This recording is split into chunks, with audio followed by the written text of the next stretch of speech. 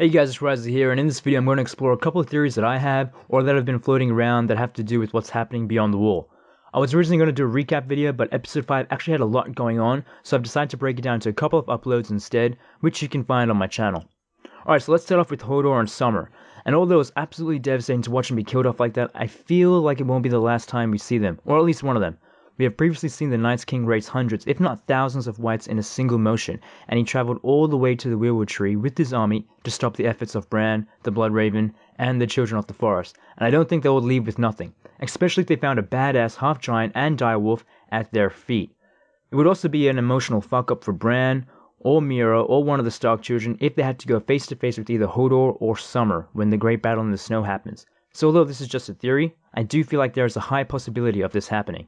So anyway, if you're wondering what exactly happened to Willis that changed him into Hodor, Bran had basically warged into young Willis to control his future actions as Hodor, and everything from Meera's instructions and the pain of holding back the whites had permanently changed young Willis and made him into Hodor. And if you're thinking that this is all Bran's fault, you're kinda right, but you have to remember what the Bloodraven had said to Bran earlier. History has already been written, the ink is dry.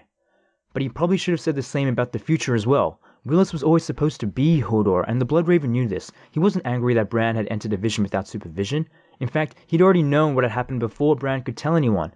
And he knew that he had only that night to teach Bran one of the most important lessons about warging and greensight, and that they can have serious consequences. The Bloodraven probably learned about this the hard way, and here's where we get into another important theory. If you know about the Bloodraven's past, you will know that he was one of the most prominent Targaryen figures in King's Landing, and that he is far from innocent. When he was exiled to the Night's Watch for dishonorable actions, he quickly became Lord Commander and Ranger until one day he left to range by himself and never came back.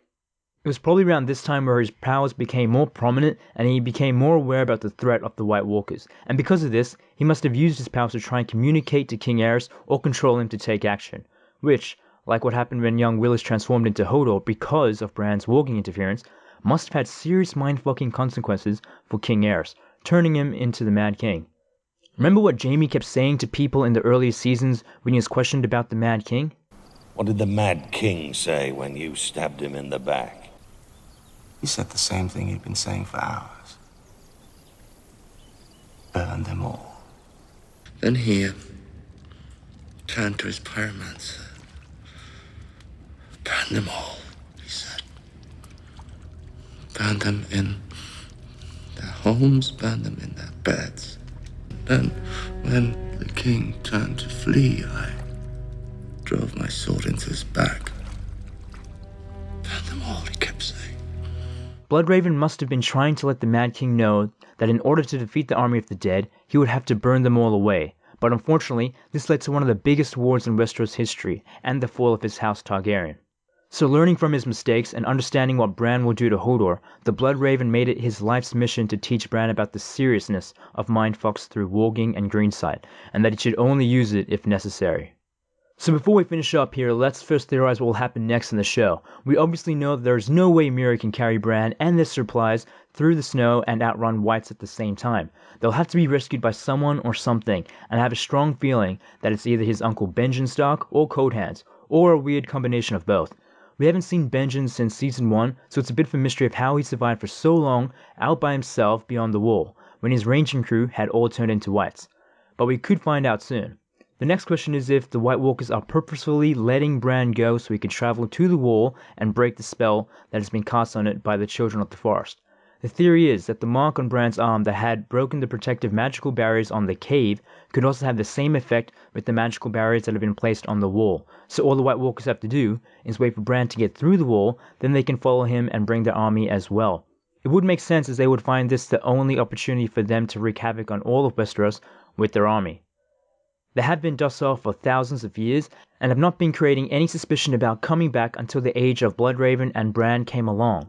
And the Night's King used his powers to look into the future and foresee an opportunity for their army to cross the wall, while the Night's Watch was well understaffed, and the magical barriers have all been destroyed.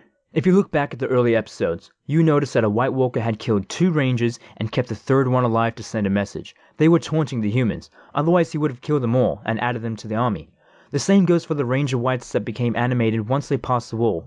Even the Night's King was taunting Jon Snow by raising his hands and animating all of the fallen. And for some unknown reason that I'm not sure why exactly, They keep letting Samuel Tarly get away, and not just once, but twice. They weren't completely bloodthirsty by killing every human they see, but they are playing with their fruit a little. They keep sending signs that they're alive and thriving to instill fear and response. They needed Bran to get past the wall, receive the mark, and to pass back out, because he and the Bloodraven are the only people that have the greensight and warging powers, and therefore may be the only ones that they could see in a vision and mark them to break the protective magic that they are around. Alright, so that concludes this theory video. If you have any questions or any discussion topics, I'd love to read about them, so be sure to comment me. I'll be posting up other video theories like whether Sansa is pregnant, and about Arya's Faceless Man challenges and if she'll fail them, and about Ironborn magic. So make sure you check them out if you're interested. Thanks for being here, I really appreciate it, and I hope it was worth your time, and I also hope to see you soon.